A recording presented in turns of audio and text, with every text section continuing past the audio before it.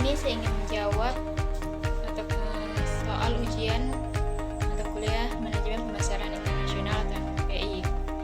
Yang pertama yaitu alasan mengapa pasar internasional menjadi penting karena yang pertama, untuk mendapatkan akses ke pelanggan baru. Perusahaan sering memperluas internasional untuk memperpanjang siklus hidup produk mereka. Seperti Honda telah dilakukan dengan sepeda motor 50cc klasik yang Cup Honda yang masih laris manis di pasar pengembangan. Lebih dari 50 tahun setelah pertama kali diperkenalkan di Jepang. Yang kedua yaitu untuk mencapai biaya rendah melalui skala ekonomi, pengalaman, dan peningkatan daya beli. Banyak perusahaan yang didorong untuk mencari pembeli asing untuk produk dan layanan mereka karena mereka tidak dapat menangkap cukup volume penjualan besar dalam negeri untuk sepenuhnya menangkap skala ekonomi dalam pengembangan produk manufaktur atau pasar. Yang ketiga yaitu untuk lebih mengeksploitasi kompetensi inti. Perusahaan sering memanfaatkan sumber daya mereka secara internasional dengan mereplikasikan model bisnis yang sukses, menggunakannya sebagai cetak biru dasar untuk operasi internasional seperti yang telah dilakukan oleh Starbucks dan NC Donalds. Yang keempat yaitu untuk mendapatkan akses ke sumber daya dan kemampuan yang terletak di pasar luar negeri. Sebuah motif yang semakin penting untuk memasuki pasar luar negeri adalah untuk memperoleh sumber daya dan kemampuan yang tidak dapat diakses semudah di pasar rumah perusahaan.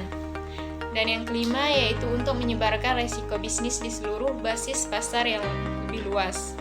Sebuah perusahaan menyebar resiko bisnis dengan beroperasi di banyak negara yang berbeda, daripada tergantung sepenuhnya pada operasi di pasar domestik. Kemudian ketika bertemu penurunan ekonomi di pasar dalam negeri, kinerjanya dapat didukung oleh penjualan di tempat lain. Selanjutnya jawaban nomor 2. Periklanan merupakan sebagai pesan yang disponsori yang ditempatkan dalam media massa dengan berbayar tertentu. Periklanan di global yaitu pemakaian imbauan periklanan, pesan, seni, naskah, foto, cerita dan potongan video serta film dalam pasar sebagai negara. Isu-isu dalam komunikasi pemasaran global. Yang pertama yaitu ketersediaan agen periklanan. Yang pertama ada jumlah dan kualitas agen periklanan sangat bervariasi antar negara. Yang kedua di negara maju seperti Amerika dan Inggris, jumlah agen periklanan sangat banyak sedangkan di beberapa negara Asia, agen periklanan sedikit. Yang kedua yaitu ketentuan mengenai promosi penjualan. Tidak semua aktivitas promosi penjualan bisa dilakukan di semua negara. Faktor-faktor yang mempengaruhinya antara lain adalah peraturan, budaya, dan situasi persaingan lokal. Selanjutnya nomor 3, yaitu kita harus melakukan pemasaran produk ke luar negeri. Kini dapat dilakukan dengan mudah melalui media digital. Saat ini, akses untuk berkomunikasi serta penyebaran informasi dari seluruh dunia dapat dilakukan lewat internet. Berikut ini ada 5 poin utama yang perlu dipertimbangkan untuk memaksimalkan keberhasilan usaha di pasar global atau luar negeri. Yang pertama yaitu periksa neraca Anda. Anda harus memahami bahwa memperluas secara geografis adalah urusan yang mahal, karena Anda harus menyewa kantor baru, membangun sumber daya manusia, menjalankan kampanye pemasaran untuk menyebarkan kesadaran merek, dan masih banyak lagi. Penting untuk mengetahui berapa banyak modal yang Anda butuhkan sebelum terjun dan memasuki pasar asing. Yang kedua yaitu tahu pasar baru. Pasar asing dapat sepenuhnya berbeda dari pasar di negara asal Anda. Bahkan, secara regional perilaku pasar dan konsumen dapat berbeda secara drastis.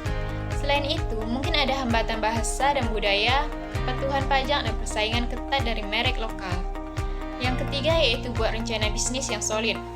Rencana bisnis yang ditulis dengan sempurna mencakup potret bisnis, tinjauan bisnis, rencana operasi, analisis pasar, analisis persaingan, rencana keuangan, dan proyeksi bisnis Anda. Yang keempat, buat rencana pemasaran yang agresif. Pemasaran adalah suatu keharusan untuk menyebarkan berita tentang produk atau layanan Anda. Tanpa memiliki rencana pemasaran yang agresif, Anda tidak dapat berhasil dalam usaha asing Anda. Dan yang kelima yaitu memiliki rencana untuk meningkatkan modal. Anda membutuhkan modal kerja yang cukup untuk untuk bertahan antara 6-12 bulan, tergantung pada bisnisnya. Hal itu selalu lebih baik untuk memiliki rencana sehingga Anda dapat mengumpulkan uang untuk bisnis Anda jika Anda menghadapi kelelahan keuangan. Selanjutnya, jawaban nomor 4. Strategi promosi internasional merupakan penerapan konsep, prinsip, aktivitas, dan proses manajemen pemasaran dalam rangka penyaluran ide, barang, atau jasa perusahaan kepada konsumen di berbagai negara. Dan selanjutnya, jawaban nomor 5. Kendala pemasaran internasional. Ada beberapa kendala yang perlu diberi perhatian yang khusus sehingga Anda tidak akan salah dalam melangkah dan Anda juga bersiap untuk menjalankan bisnis yang tidak terkejut ketika masalah-masalah tersebut benar-benar ada di hadapan Anda. Berikut ini adalah beberapa kendala yang lazim dalam menerapkan strategi pemasaran internasional. Yang pertama yaitu masalah kepercayaan. Tidak bisa dipungkiri, akibat ulah para oknum tertentu, transaksi online saat ini mendapat stigma negatif di mata sebagai konsumen, terutama orang-orang yang pernah menjadi korban penipuan secara online. Yang kedua yaitu masalah jarak. Memang jarak geografis bukanlah suatu masalah untuk mempromosikan suatu produk. Bahkan, seseorang di pelosok Afrika bisa menjangkau produk dari negara-negara Asia. Permasalahannya bukan terletak pada mekanisme promosi, melainkan pada mekanisme pengirimannya. Yang ketiga yaitu masalah kualitas. Bayangkan ketika Anda berburu produk Jerman di toko fashion online, gambar-gambar yang disajikan begitu atraktif, bahkan pakaian biasa akan terlihat indah saat dipajang dengan patung dan foto dari angle dan yang tepat. Masalahnya, apakah Anda bisa meraba produk yang akan dibeli? Tentunya tidak. Sekalipun Anda bisa mendapatkan informasi tentang bahan pembuatannya, Anda tetap tidak bisa memastikan apakah bahannya sesuai keinginan Anda atau tidak. Selanjutnya nomor 6. Sebutkan dan jelaskan langkah-langkah strategi memasuki pasar internasional. Yang pertama yaitu no-frills marketing. Perusahaan sudah berhubungan dengan dunia internasional, tetapi bukan karena inisiatif atau belum ada usaha sendiri untuk memasarkan ke pasar luar negeri. Produk perusahaan beredar di pasar internasional karena pesanan dari pasar luar negeri. Pelanggan asing datang ke perusahaan atau atas usaha pihak eksportir. Yang kedua yaitu infrequent product marketing. Perusahaan mulai memasarkan sendiri ke pasar luar negeri, tetapi hanya kalau mempunyai surplus produksi. Apabila pasar domestik masih mampu menyerapnya, kegiatan ini ditinggalkan.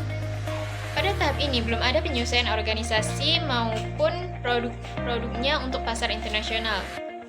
Yang ketiga yaitu regular product marketing. Produsen sudah mempunyai perencanaan untuk memasarkan produknya ke pasar asing, dipasarkan sendiri atau melalui penyaluran domestik atau distributor asing. Tujuannya yaitu untuk melakukan ekspansi pasar domestik dengan sudah melalui berusaha memahami kebutuhan maupun keinginan pasar internasional. Dan yang keempat yaitu global marketing export operation. Pada fase ini, produsen benar-benar telah terlibat dengan dunia internasional secara global.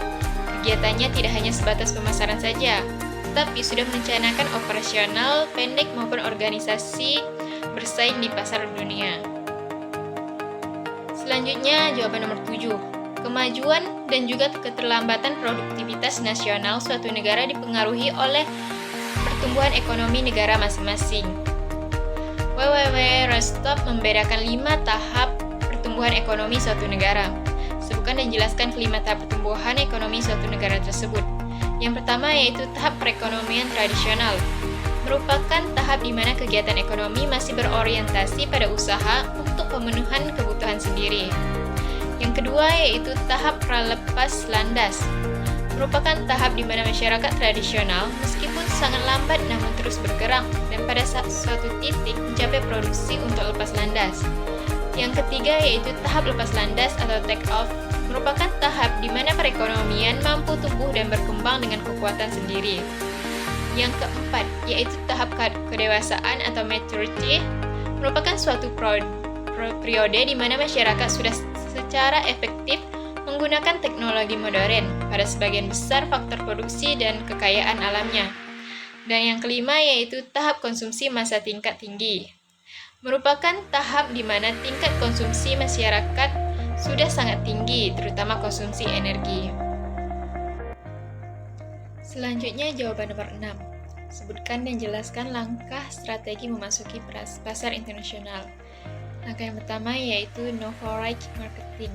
Perusahaan sudah berhubungan dengan dunia internasional, tetapi bukan karena inisiatif atau belum ada usaha sendiri dengan untuk memasarkan ke pasar luar negeri.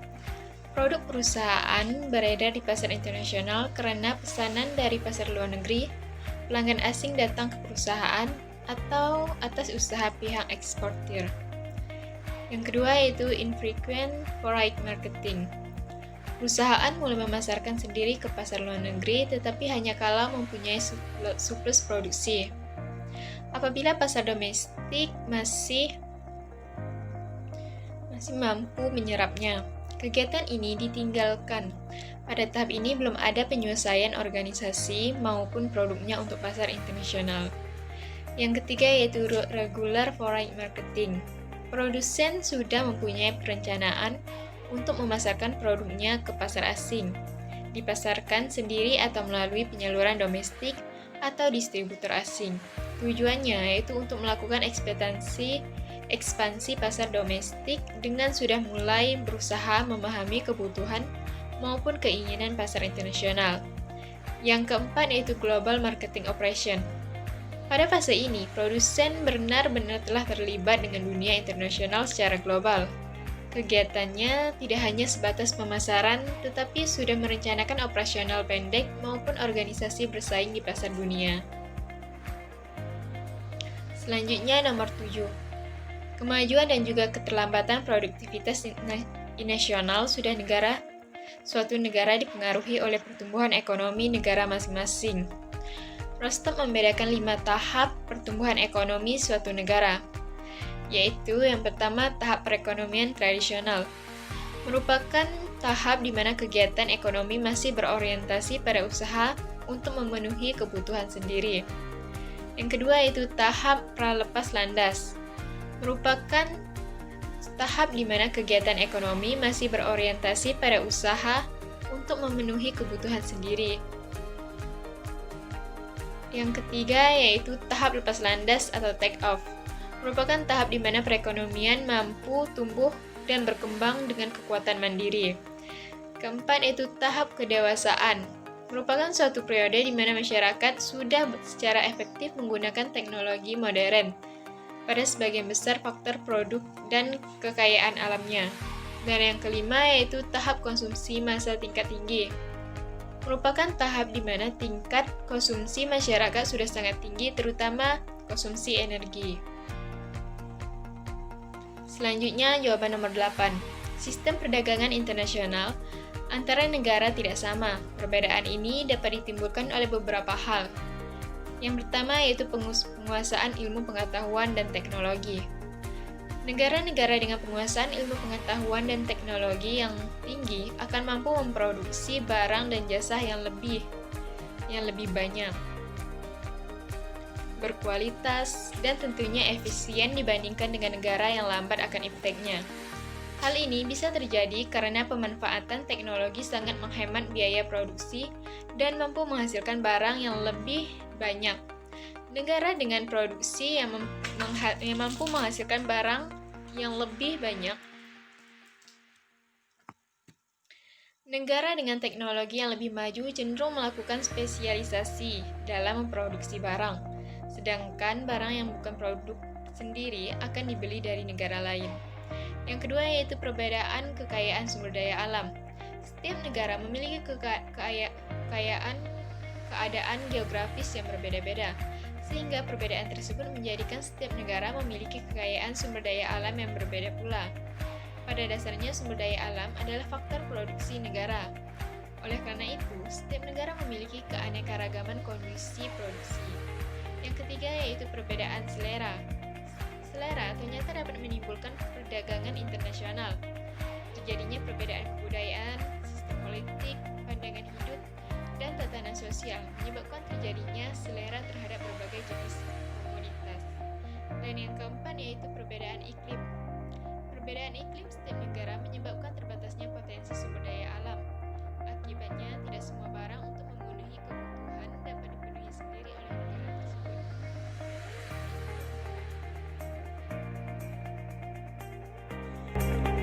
Selanjutnya nomor 9. Apa yang dimaksud dengan sasaran pasar internasional dan jelaskan proses penetapan pasar sasaran internasional. Pasar sasaran internasional adalah proses penetapan pasar sasaran pada dasarnya berusaha mengembangkan pasar-pasar negara potensi dan memilih sejumlah negara atau segmen pasar yang dikehendaki. Proses pemilihannya adalah sebagai berikut. Pilihan negara, seleksi awal atau faktor umum dan produk. Negara sasaran prospektif. Estimasi potensi pasar yaitu negara potensi pasar tinggi.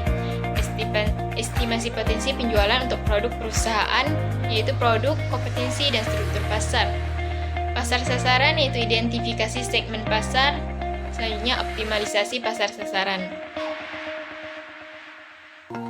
Selanjutnya jawaban nomor 10. Ada beberapa strategi yang dipergunakan untuk memasuki pasar internasional.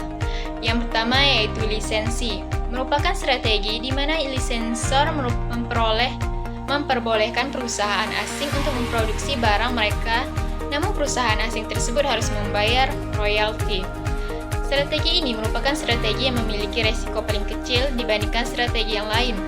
Namun, tentu saja laba yang diperoleh tidak maksimal. Yang kedua yaitu ekspor.